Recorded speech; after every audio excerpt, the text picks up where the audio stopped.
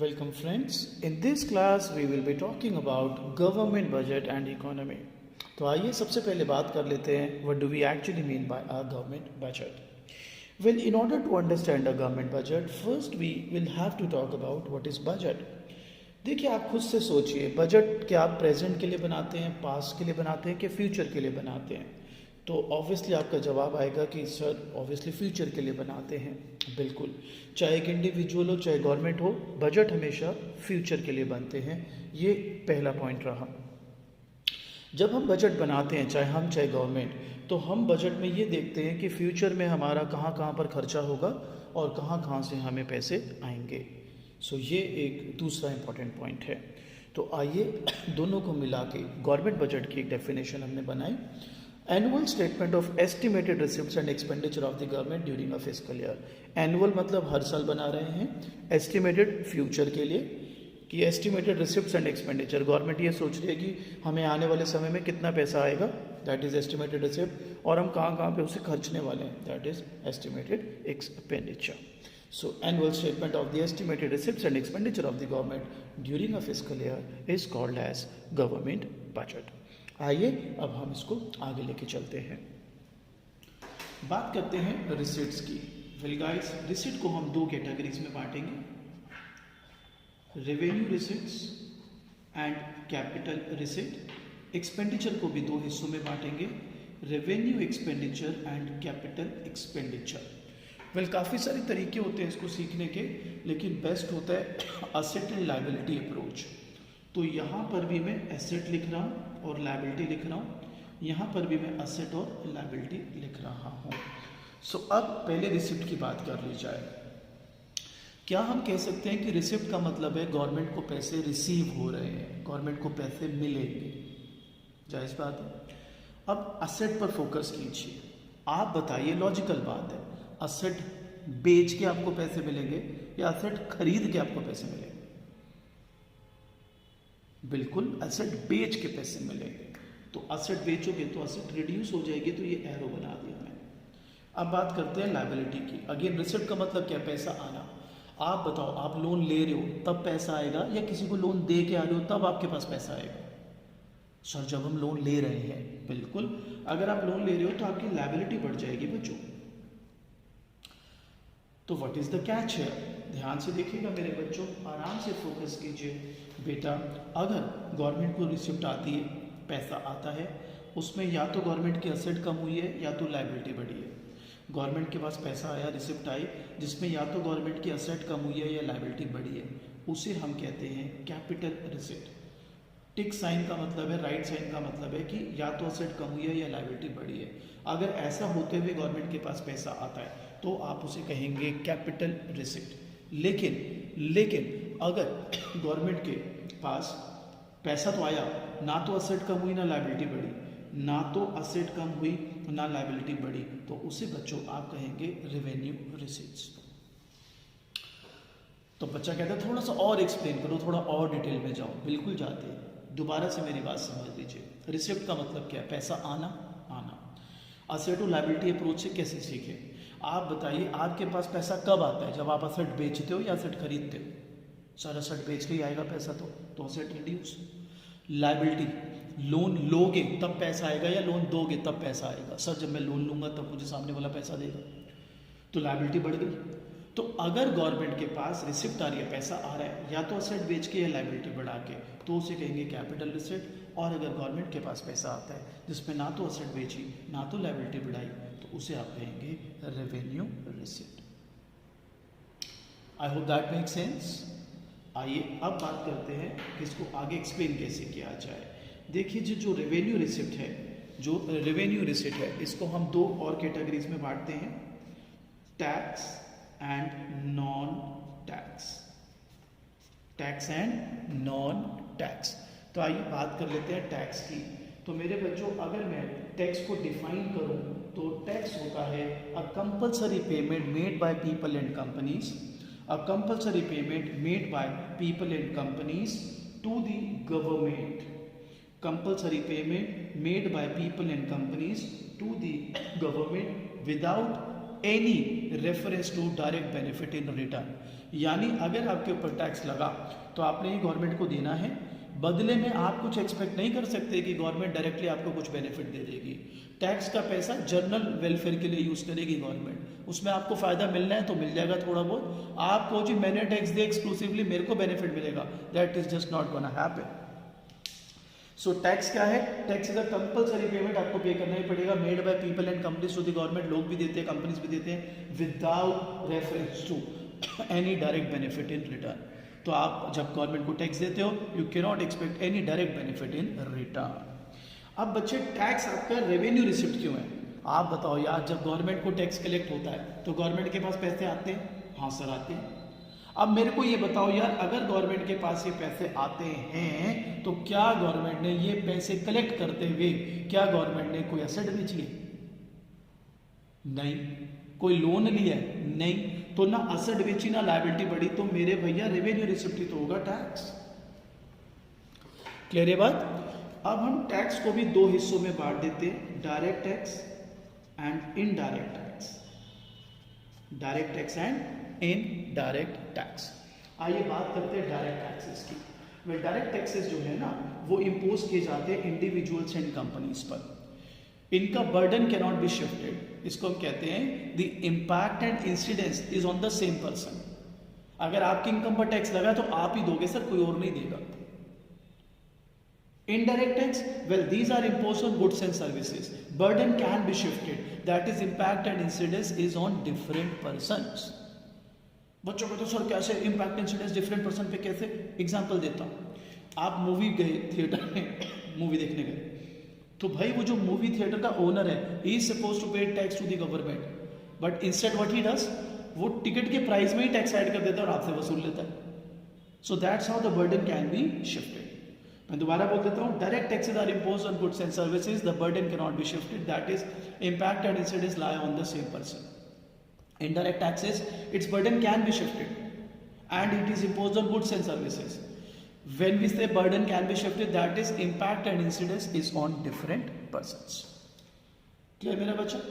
बाकी आप मेरे नोट्स में से डिटेल में पढ़ सकते हैं, पूरे अच्छे से डिफरेंस दे रखे हैं मैंने और क्लास में भी कराए हुए आपको। क्लास में तो हम 4-5 दफ़ा करते हैं ऑब्वियसली। ये बात क्लियर? अब चाहे वो डायरेक्ट टैक्स हो चाहे वो इनडायरेक्ट टैक्स हो, वो रेवेन्यू रिसिप्ट में है, क्योंकि जब गवर्नमेंट कलेक्ट करेगी चाहे डायरेक्ट टैक्स चाहे indirect tax, government is just not going to either reduce its asset for it और increase its liability for it. आगे बढ़ते हैं मेरे बच्चों। अब आते हैं नॉन टैक्स।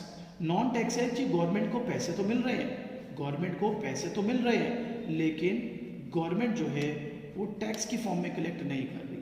आइए कुछ प्रोमिनेंट एग्जाम्पल्स जो हैं वो मैं अब आपके साथ शेयर करता हूँ नॉन टैक्स रेवेन्यू के। तो पहला है मेरे बच्चों इंटरेस्ट।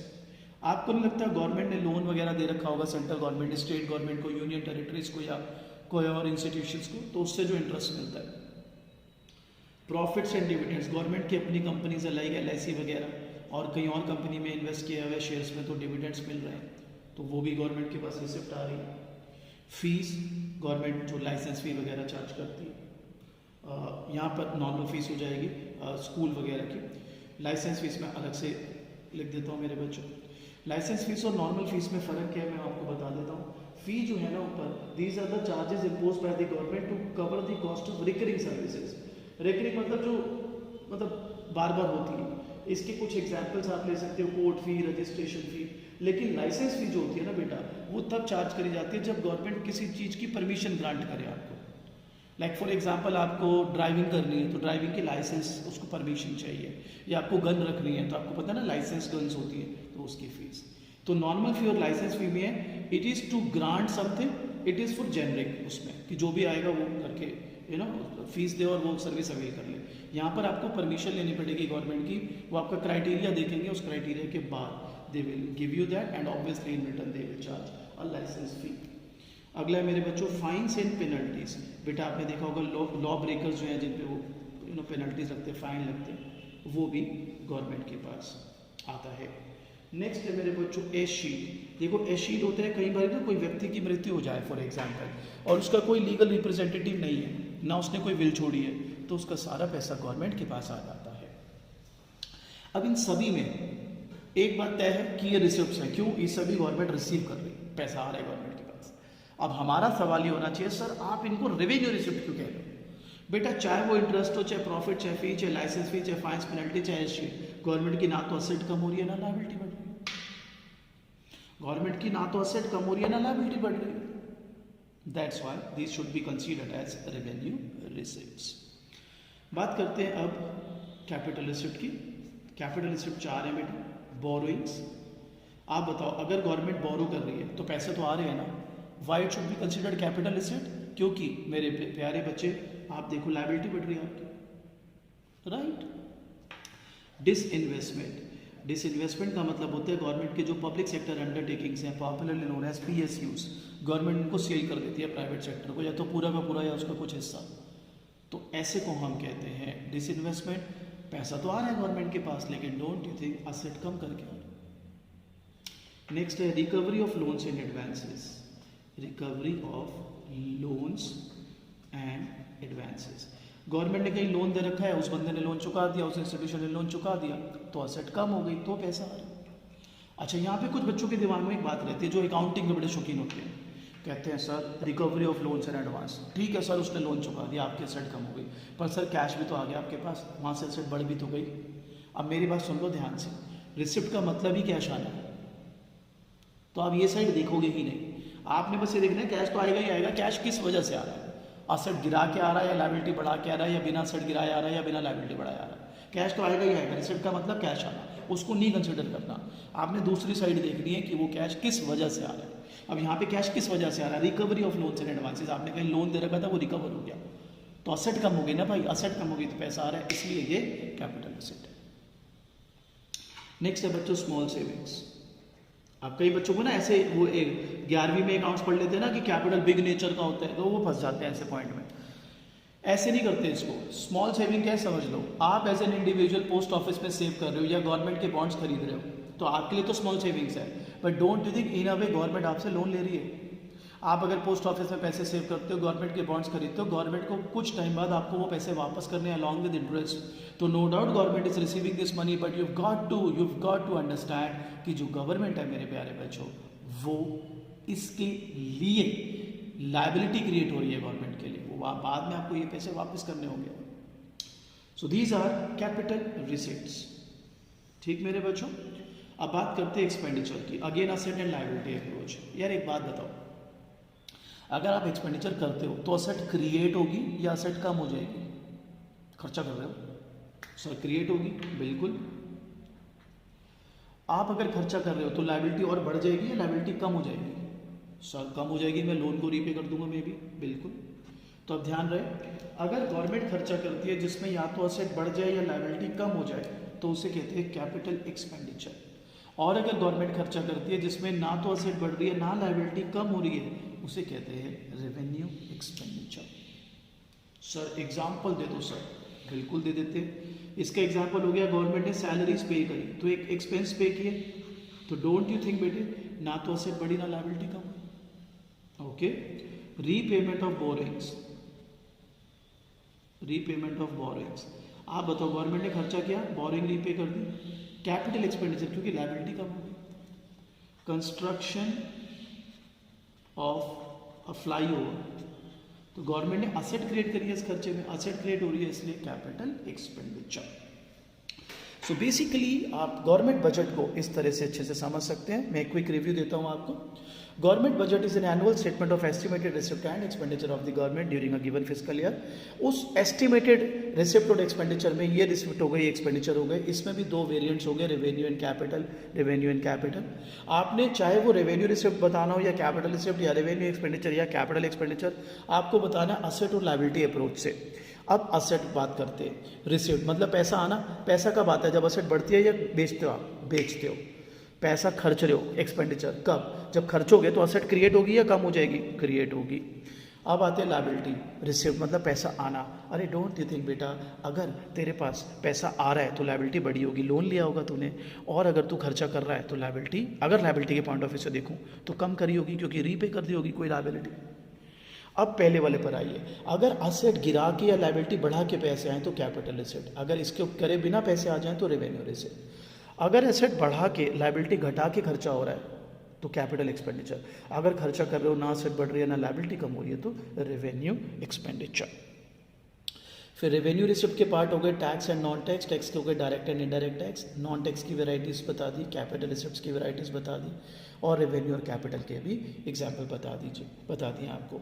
आप नोट्स के लिए मुझे व्हाट्सएप कर दीजिए, क्लास में मैं कम से कम 6 बार ही आपको कराता ही हूँ, तो उसमें भी आप अपने नोट्स ले ही सकते हैं मेरा बच्चा, ठीक है। बाकी डिटेल में आप नोट्स में से इसको पढ़िए। I hope this will help you.